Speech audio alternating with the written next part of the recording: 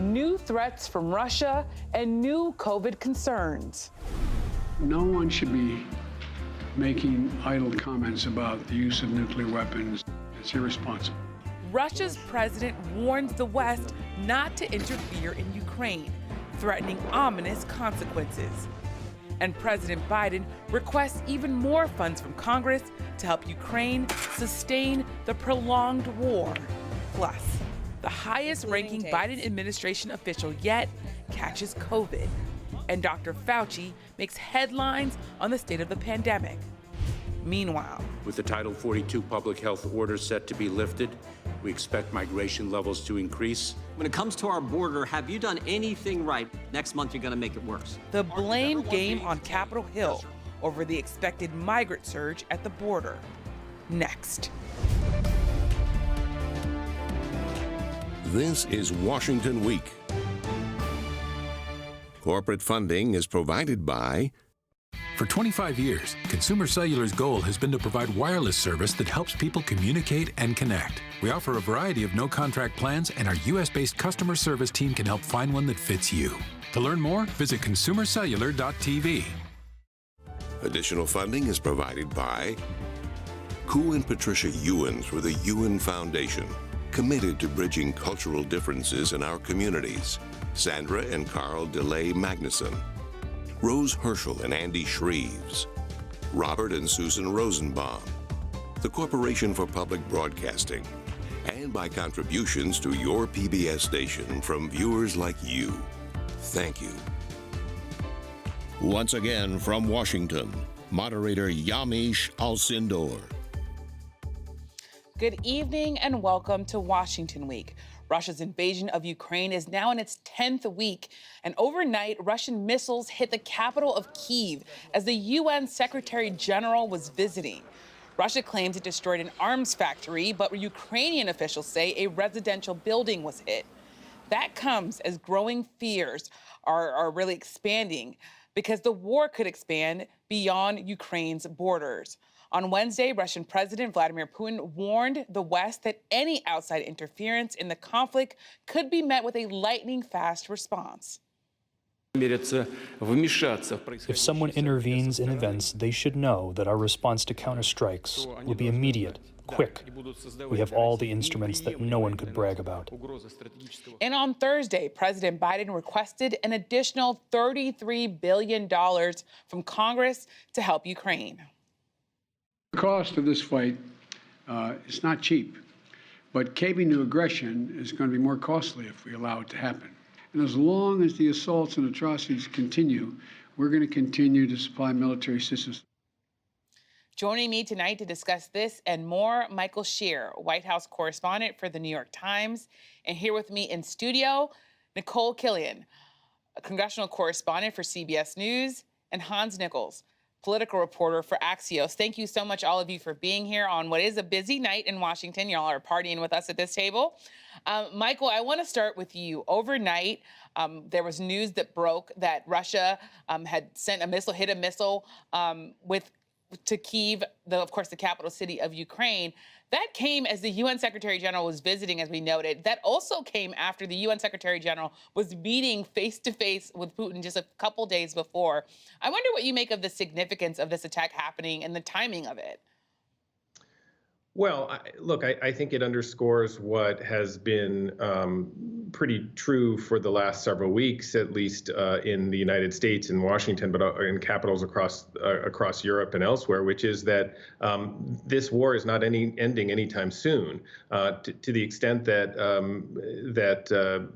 Vladimir Putin pulled out of the areas around Kyiv and is focusing his attention on the south and east of the country of Ukraine, that was really a reflection of how poorly his forces had done in its attempt to capture the entire country. But it by no means, I think, signifies that this is about to end. And, I think, one of the things that Putin is particularly good at is sending reminders that this is not over, that he's not done, that he, for all of the poor performance of his military, that they still have lots of capabilities to inflict pain, perhaps they will be able to seize a good chunk of Ukraine on the east. But even if they're not able to do that, their weaponry allows them to inflict damage as far as they want across the country, whether it's in the north, in Kyiv, in the west, or in the east. And so, I just think it underscores that reality and helps to explain why the allies, the United States and others, are bracing and requesting and finding more and more resources to supply to Kyiv and to Ukraine, because they know it's not about to end soon.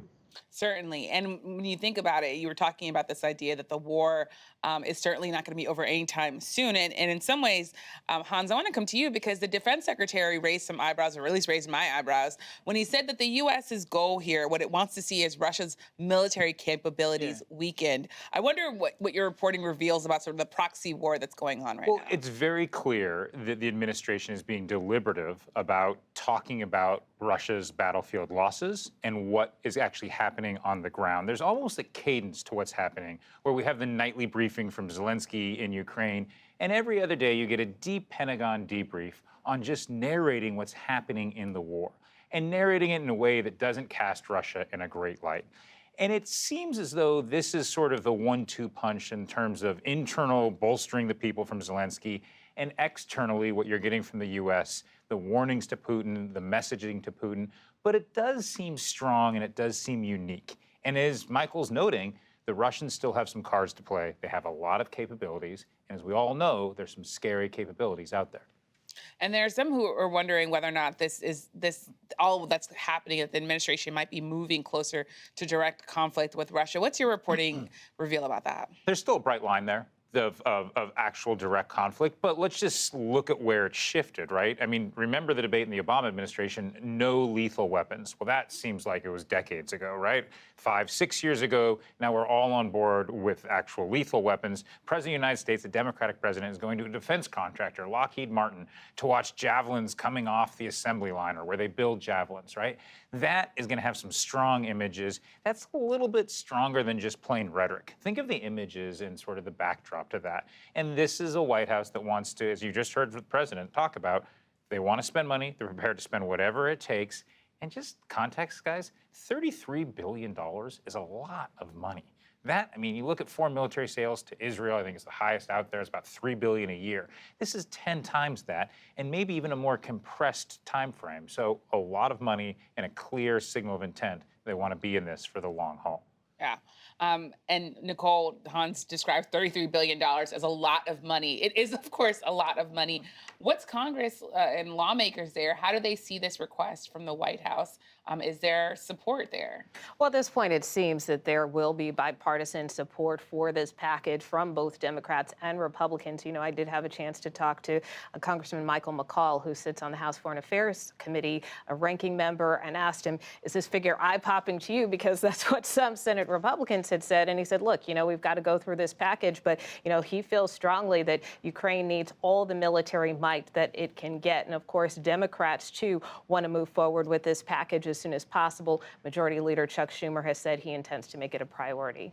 And there's also some economic assistance in there as well, right? I think the number for just direct military assistance in the $20 billion range. There's some economic assistance. There's some food security. So it's not all military, but again, it's the broader point, and that is that they want to bolster the government there. And they want to make sure the Ukrainian people have what they need to survive, endure, and hopefully succeed. And Nikole, you talked about Schumer, Senator Schumer, of course. There's some talk that Democrats want to tie this to COVID. We're going to get to a whole block on COVID, but just talk a little bit about what the challenges could be there and how much of a gamble it might be for Democrats. Well, I was going to say the devil is in the details, not so much of this package, but really how they get it done. And we have seen, especially when Democrats try to link packages in the past, it hasn't been so successful. And that's putting it lightly, yes. Mildly, right? But you know, this time potentially could be no different. I mean, Republicans are certainly balking at this idea of tying the Ukraine funding to the COVID funding, and really the premise behind this for Democrats is the administration has made clear they also want this COVID relief funding passed, that this will help for future pandemics. It didn't succeed before the recess, so they want to try to bring it up again.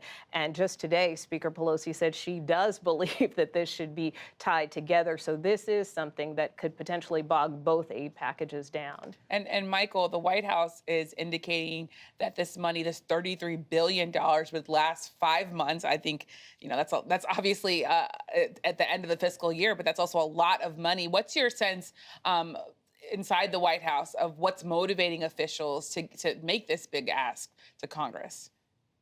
Well, I think it's two different things, right? I mean, on the substantive side, I think they recognize, as we've all been talking about, that the war isn't going to be over soon, and so you don't want to be in a position of having to go back to the Congress over and over and over again with a bunch of small asks if you know or you think that that it's going to be a costly endeavor that's going to last a long time.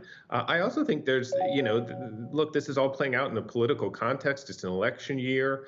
I think President Biden wants to be seen as solid and determined on an issue that does have bipartisan support. There is a lot of support across the aisle for Ukraine and for not letting them falter in the face of the Russian invasion.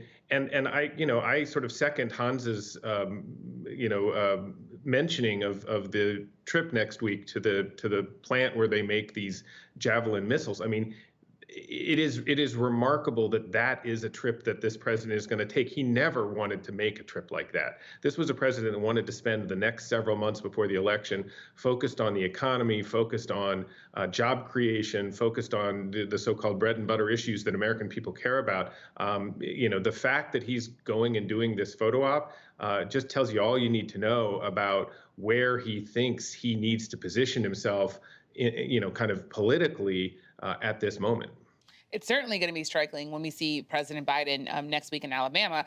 I do want to talk to you, Hans, because even as the American people, of course, are saying they want to talk about bread and butter issues, there is the Russian foreign minister who is saying specifically that the more that the West, they say, meddles, of course, the West would say helps Ukraine, the more that there's a risk for a nuclear war. When you talk to your sources, especially national security officials, how concerned are they about this? It's troubling, and I wish I had a better barometer for talking to national security officials on just how concerned they are, because they toss around phrases that, and current informers that trouble me, if I'm just honest about it, right? And you talk about the potential for chems, for nukes, for tacticals, and just the ease with which officials are, and especially on the former side, they're saying, tossing these terms around, makes you think that this is quite serious, right? And none of us know how many more moves Putin's going to make. We're in a very difficult position here.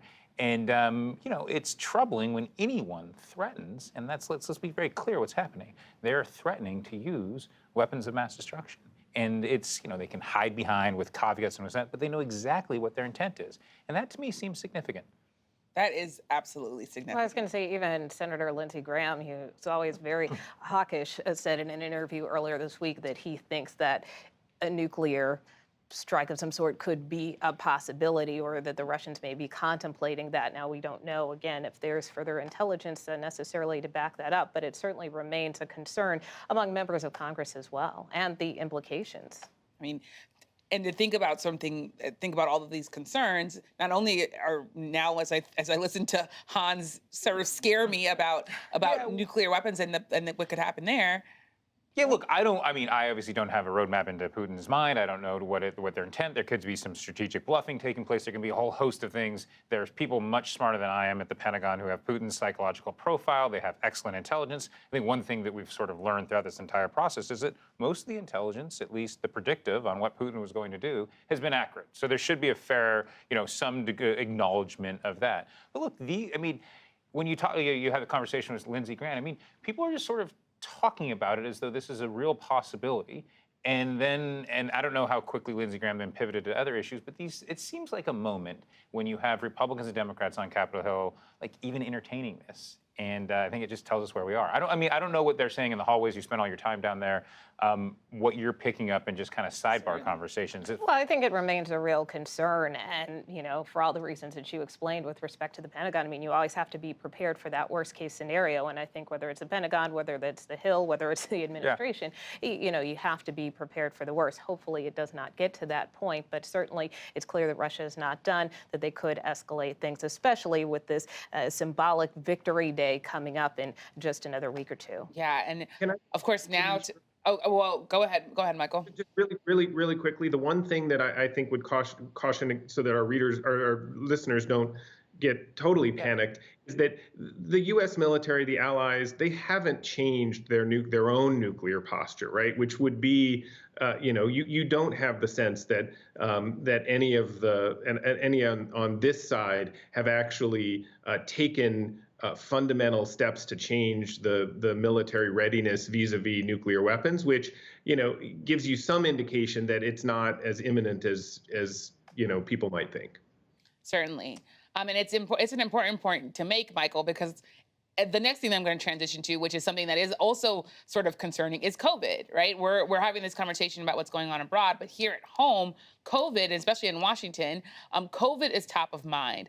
On Tuesday, the office of Vice President Kamala Harris announced that she had tested positive for COVID. Later that day, in an interview with PBS NewsHour, Dr. Anthony Fauci, the chief medical advisor to the president, raised eyebrows when he said this. We are certainly right now in this country out of the pandemic phase. But he soon clarified his comment in an interview with NPR. Is the pandemic still here? Absolutely. We are now transitioning, not there yet, but transitioning to more of an endemicity where the level of infection is low enough that people are starting to learn how to live with the virus. This comes as President Biden is facing pressure from Republicans and Democrats over his plan to lift a Trump-era immigration policy. Citing health concerns during the pandemic, Title 42 has forced migrants seeking asylum to remain in Mexico. And now the Department of Homeland Security is focusing on how to handle the influx of migrants that will come to the U.S. if the policy is lifted. Of course, this is all making its way through the courts, we should add. But I'll go to you, Nikole. How concerned are Democrats about this COVID funding? Well, I think there's probably the biggest concern among the administration right now because they have been signaling and sending warning alarms over this for weeks now since this initial package was put forth before the Congress. And I think it's important to remember that it was significantly bigger, based on what was ultimately negotiated in the Senate. The price tag has now come down to about $10 billion. And so, again, this is to kind of help aid in if the pandemic worsens again, to aid in future pandemics. And so that's why the White House says that this funding is needed. But we saw right before the recess that this got bogged down over this disagreement over Title 42, with some Republicans wanting to attach a provision to this kind of COVID funding package, basically preventing the administration from being able to lift it. And so because of the disagreements there, they weren't able to move that COVID funding forward. So now, once again, you see the administration trying to urge Congress to push this through. That's why, as we discussed earlier, there's this possibility of trying to move it with the Ukraine funding because they know they probably will have more support for that. But again, if there is not that support for the COVID funding, or if other things like immigration, Title 42 get tied to it again, this is something that could be a long slog. And Michael, I want to ask you about Title 42, but before I do that, I want to focus on COVID for another beat. Just explain how the White House is really explaining and justifying asking Congress for all this COVID funding, while, of course, Dr. Anthony Fauci is saying the acute phase of the pandemic is possibly behind us.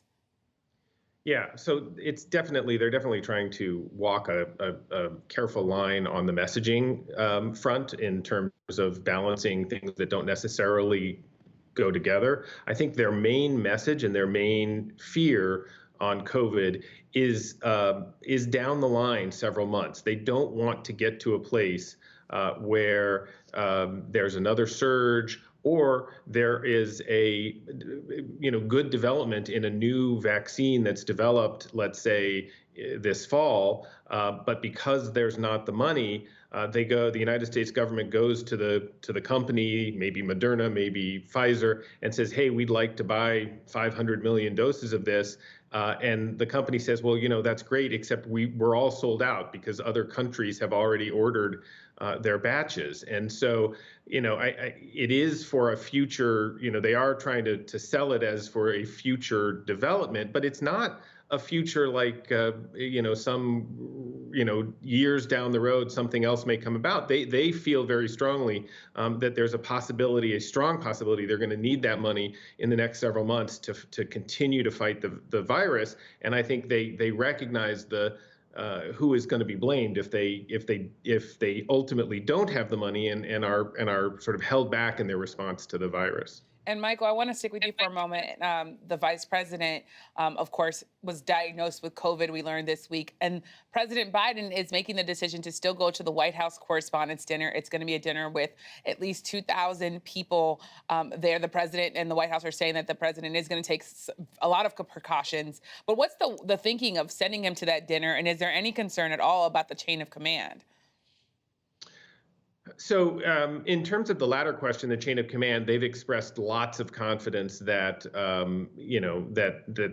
whatever happens, even if he were to get COVID, that that it would be mild because he's been vaccinated and boosted, and that he would be able to continue to perform his duties, or other people, obviously, if he were sick enough, the vice president could step in. I think, though, that they are really struggling to find the right place to be where, to find that sort of compromise where they, reflect the growing attitude of most Americans, which is that we're sick of this pandemic and we're ready to move on, while at the same time, not throwing overboard completely all of the restrictions that they've been arguing for so many months are not only essential but recommended. And so they're trying to find that sweet spot, and I think they're really struggling, as frankly a lot of us are, who have sort of taken off masks in certain environments but are putting masks on in other places. The White House said that he would go to the dinner, to the Correspondents' Dinner, and he'll be there for the entertainment and the speeches and the like, but then he's not going to actually eat dinner there. He's going to leave to try to minimize the amount of time that he's there. So it's a real tough balancing act, and I think they are struggling to find where that right place is. It's a tough balancing act, and it's also it's a tough balancing act. But I also want to switch a little bit to talk about Title 42, Hans, because the other thing that they're trying to balance is what to do with Title 42 and all of the migrants that are remaining in Mexico.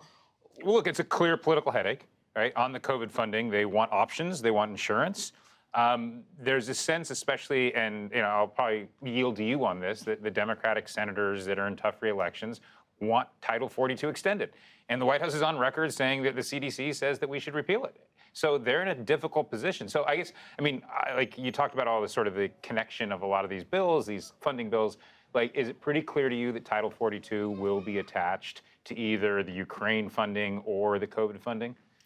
I think it's too early to tell. Because also in the Senate, you have to keep in mind this week there were bipartisan negotiations around immigration and hearings as well that you covered. Exactly. And so there have been calls for comprehensive immigration reform, and we heard the Homeland Security Secretary make the point to a number of lawmakers who were criticizing both him and the administration that President Biden put forth a plan on day one. And so that being said, it is a very complicated issue. I think so long as things are stuck in the courts, puts Congress in a holding pattern. From some of the lawmakers that I talked to as to whether or not they're going to try to move forward with attaching some provisions to another bill, remains to be seen. I did want to just touch on Michael's point, though, on COVID, because it is a delicate dance, I think, for, as he mentioned, not just the public, but I think as far as Democrats' messaging, because what some lawmakers have told me is like, look, we have to live with this. We know Democrats, a lot of times, they were masked up, there were mask mandates on the House floor, but it is something I think that, as we in the public come to accept, so are lawmakers. So it's not necessarily an easy decision for any of them. in terms of deciding what to go to, what not to go to, and there's just going to be a risk. And Michael, in the 30 seconds we have left here, you obviously wrote a book on immigration. Just summarize in 30 seconds, if you can, the politics of all of this, given what we saw with Democrats really being very critical of former President Trump when he had Title 42 going.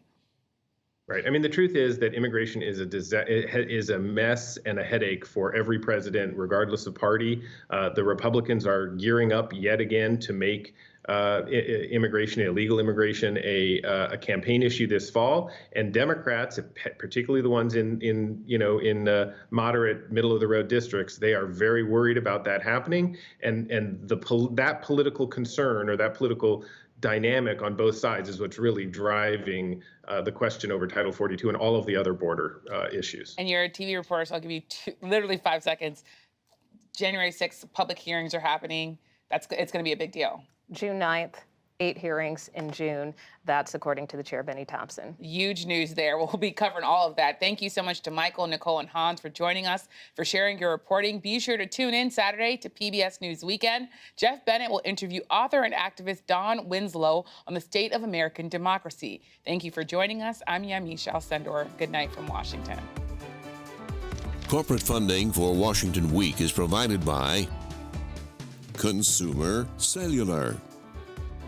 Additional funding is provided by Ku and Patricia Ewens with the Ewen Foundation, committed to bridging cultural differences in our communities.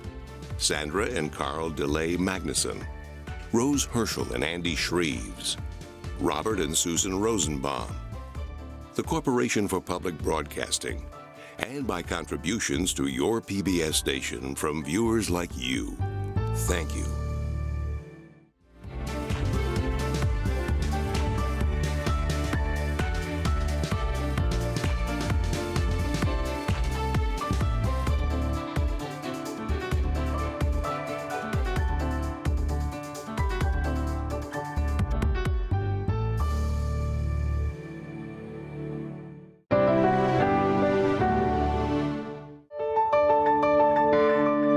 You're watching PBS.